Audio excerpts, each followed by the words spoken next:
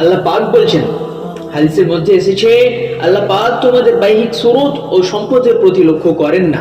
আল্লাহ পাক আমাদের বাহ্যিক সুরত, যেমন আমাদের সৌন্দর্য, আমাদের চেহারার দিকে লক্ষ্য করেন না, আমাদের সম্পদের প্রতি লক্ষ্য করেন না। আমাদের কত সম্পদ আছে, আমরা কত টাকা পয়সার মালিক, এবং সুরত আমরা দেখতে কেমন, আমরা দেখতে কালো না ফর্সা, সেদিকে আল্লাহ পাক লক্ষ্য করেন না।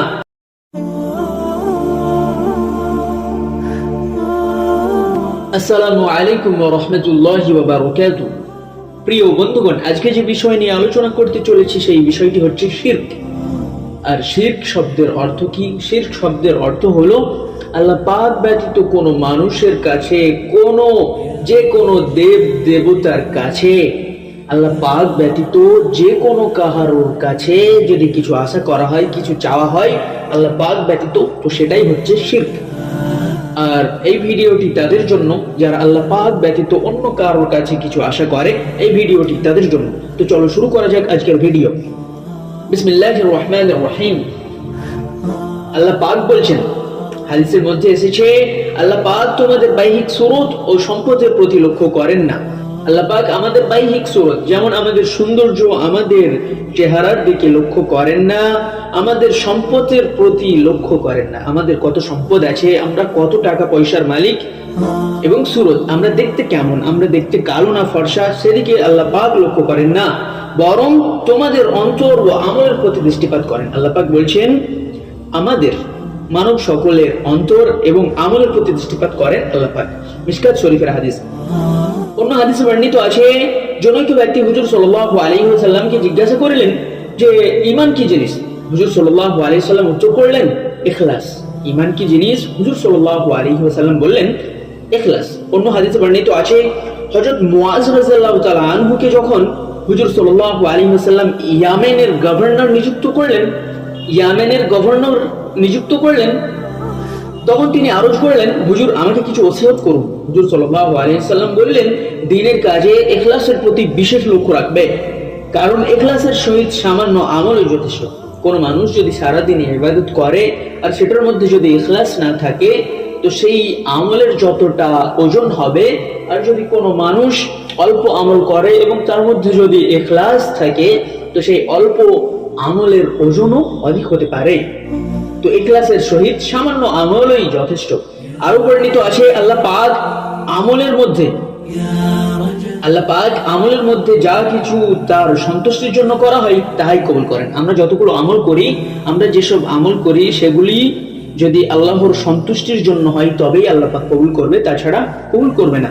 অন্য হাদিসে ইরশাদ হইয়াছে, আল্লাহ পাক বলেন, আমি অংশীদারদের অংশ স্থাপনের মুখাপেক্ষী নই। যদি কোনো ব্যক্তি কোনো আমলের মধ্যে কাহাকেও আমার সাথে শিরক করে, তবে উক্ত ব্যক্তিকে আমি তাহার শিরকের উপর সুপর্দ করিয়া থাকি। অন্য রিওয়ায়াতে আছে, আমি তাহার দায়িত্ব হইতে মুক্ত হইয়া যাই। আল্লাহ পাক ব্যতীত যদি অন্য কাহারও কাছে কিছু আশা করা হয়, তো আল্লাহ পাক সেই ব্যক্তির দায়িত্ব হইতে মুক্ত। মিশকাত শরীফের হাদিস। অন্য হাদিসে বর্ণিত আছে, কিয়ামতের দিন হাসরের ময়দানে এক ঘোষণাকারী উচ্চস্বরে ঘোষণা করবে। কিয়ামতের ময়দানে একজন এলান করবে, উচ্চস্বরে ঘোষণা করবে, যে ব্যক্তি কোনো আমলের মধ্যে অন্য কাহাকেও শরীক করিয়াছে, সে যেন উহার প্রতিদান তাহার কাছ থেকে চেয়ে নেয়। যদি কোনো মানুষ কোনো দেব দেবতার কাছে যদি কিছু চেয়ে থাকে, দেব দেবতার জন্য যদি আমল করে থাকে, তো সে কি, যে সে যা আমল করেছে তার প্রতিদান সেই দেবতার কাছ থেকে যেন চেয়ে নেয়। আল্লাহ পাকের কাছে কিছুই সে পাবে না, সে যেন তাহার প্রতিদান তাহার কাছ থেকেই চেয়ে নেয়, কারণ আল্লাহ তাআলা যে কোনো প্রকার অংশ স্থাপন হইতে মুক্ত। মিশকাত শরীফের হাদিস।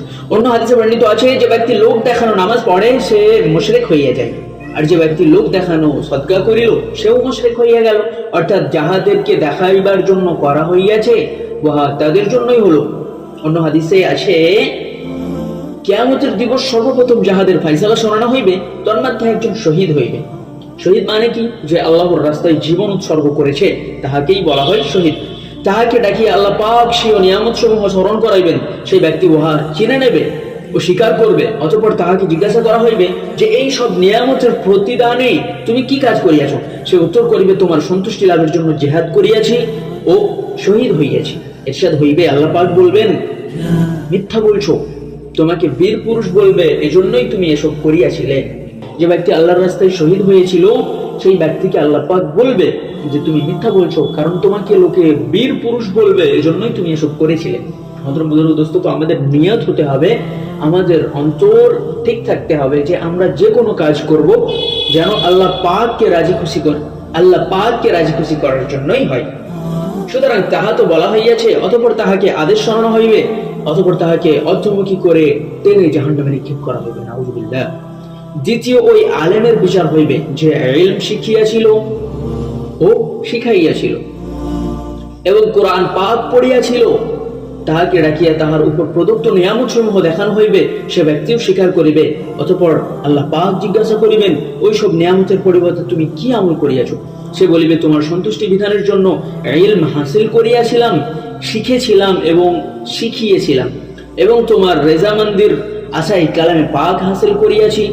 উত্তর হইবে, মিথ্যা বলিতেছ, তুমি এজন্যই শিখেছিলে যে লোকে তোমাকে আলেম বলিবে, কোরআন এজন্য শিখিয়াছিলে যে লোকে তোমাকে কারি বলিবে। সুতরাং সেই মাকসাদ তো পূর্ণ হইয়াছে।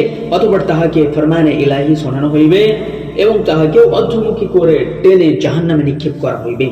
মিশকাত শরীফের হাদিস। তৃতীয়, ওই ধনাঢ্য ব্যক্তি হইবে যাহাকে আল্লাহ পাক প্রচুর পরিমাণ ধন সম্পদ দান করিয়াছেন, তাহাকেও হাজির করিয়া নিয়ামত সমূহের স্বীকারোক্তি নিয়ে প্রশ্ন করা হইবে যে তার প্রতিদানে তুমি কি আমল করিয়াছ? সে আরজ করিবে, আল্লাহ পাক তোমার মনোনীত যে কোনো রাস্তায় আমি দান করিতে ত্রুটি করে নাই। এরশাদ হইবে, মিথ্যাবাদী, ওইসব তুমি এজন্যই করিয়াছিলে যে লোকে তোমাকে দাতা বলবে। তা তো বলা হয়েছে, তাহাকে নির্দেশ মোতাবেক সজারে টেনে জাহান্নামে নিক্ষেপ করা হইবে।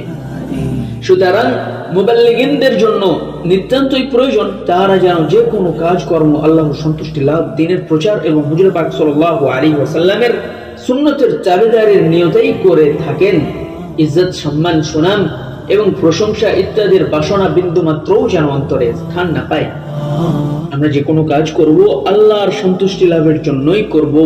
ইজ্জত, সম্মান, সুনাম ও প্রশংসা ইত্যাদি বাসনা বিন্দু মাত্রও যেন অন্তরে স্থান না পায়। যদি কখনো উক্ত খেয়াল সমূহ অন্তরে এসে পড়ে, তৎক্ষণাৎ তওবা ইস্তেগফার করে নেওয়া দরকার। আল্লাহ পাক এই অধমকেও খাস মেহেরবানি এবং স্বীয় মেহবুবের ওসিলায় ইখলাসের তৌফিক দান করুন এবং শ্রোতা বৃন্দদেরকেও এই তৌফিক আল্লাহ পাক দান করুন। আজকে এই পর্যন্তই। আসসালামু আলাইকুম ওয়া রাহমাতুল্লাহি ওয়া বারাকাতুহু।